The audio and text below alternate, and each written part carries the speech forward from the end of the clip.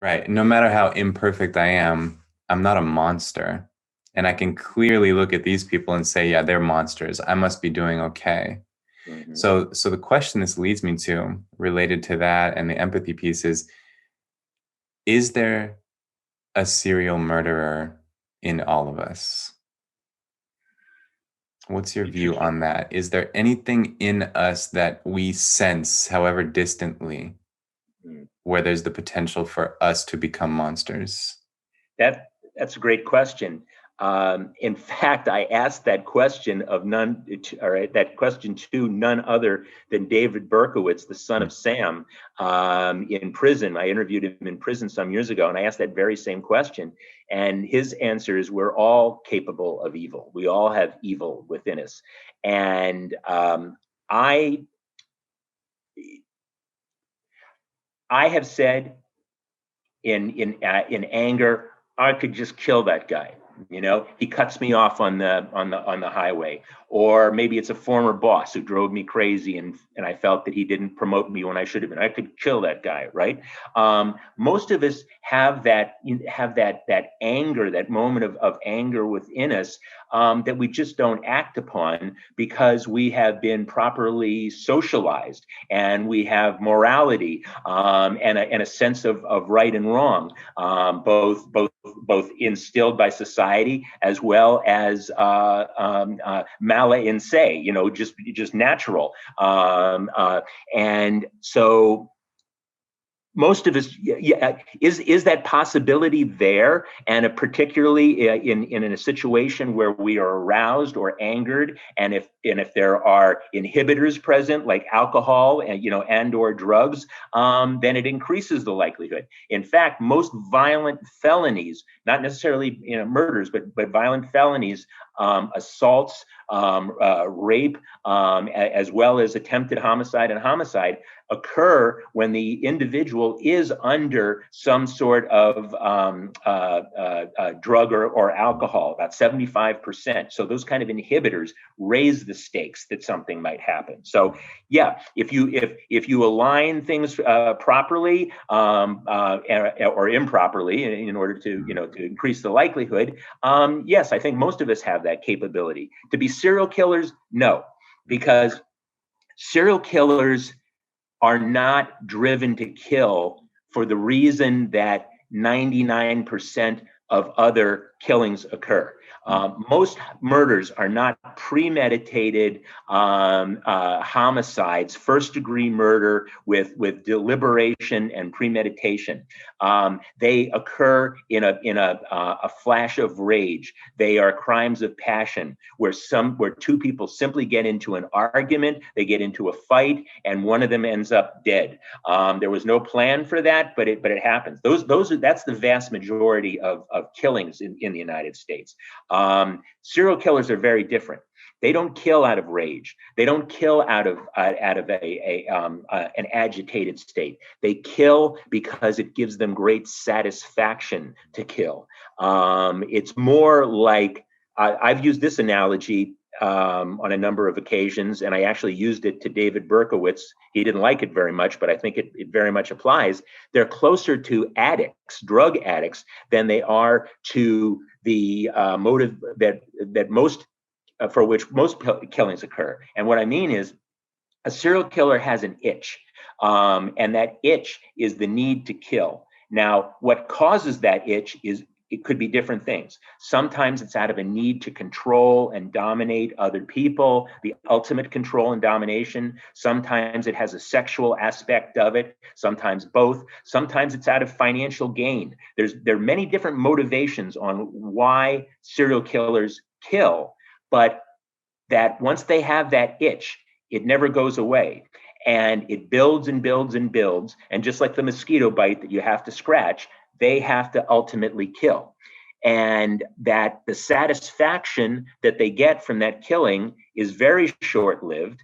And the itch comes back again, and it starts to itch once more, and it's just a matter of time before they've got to go and scratch it again and get another victim. Mm. Or liken it to a heroin addict who needs a fix, right? You get that high, but the high is very short-lived, and before you know it, you need the high again. It's in many ways closer to an addiction in my mind, in my criminological mind, than it than what would be the normal motivation for a killing. Fascinating. Makes sense. Because again, yeah, like you said, 99% of murders are out of what social psychologists classify as hostile aggression, heat of the moment type of aggression, passion, crimes of passion. Whereas serial killers are fundamentally different in that it's not driven by these fits of anger, but like you said, it's more like an addiction. It's much more premeditated and deliberate. There's a few things that are coming to my mind here that I'd like to ask you. So one is, I think of different contexts where a person might commit a series of killings, but wouldn't be classified as a serial killer, particularly in the context of war. And so I want to hear your thoughts on like the difference between the classic serial killer like Ted Bundy and the soldier who succeeds in killing 10 soldiers from the opposing army and who is not like there are some parallels that I see here, but I would probably hesitate to classify that person as a serial killer. So can you talk like what are your thoughts on that, on the difference between these types of killings? Sure, sure. And just to put in another variety there, you might put in the professional hitman, the mob Mm, hitman, who yes. is killing multiple individuals, but the motivations are very different. So, yeah, I mean, at the very basic level, one human being killing other human beings in separate events, not in one big fell swoop like a mass murder, but individually, they have that in common. But the soldier is condoned by the state. You have the state's endorsement in doing it. You have your superior officer telling you that it is your duty, you're honor bound to do this, and it's all wrapped up in the flag and God. So it's very much rationalized, justified, and socially acceptable, where it's not socially acceptable for Jeffrey Dahmer to kill and eat people because he has lust for them. And also the motivations are very different.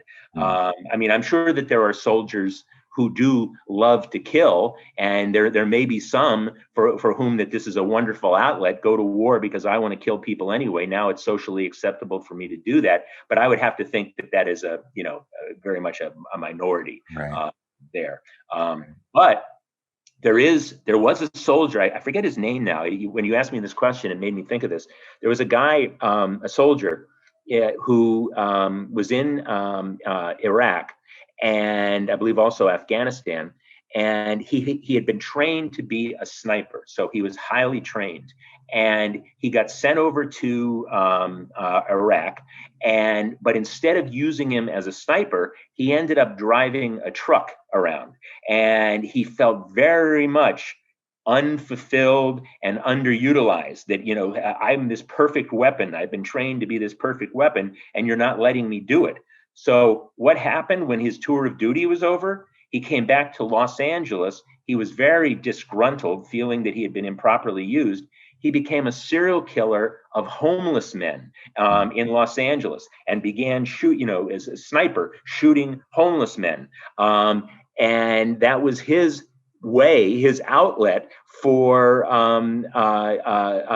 utilizing the skills that he thought had been given to him but were improperly used. And in fact, that's a particular kind of serial killer. It's called a mission killer, and it's where a serial killer gives themselves their own mission. And in his case, it was to rid Los Angeles of homeless men. I mean, that's a value judgment that he made, but he believed that he was very much justified in doing what he did.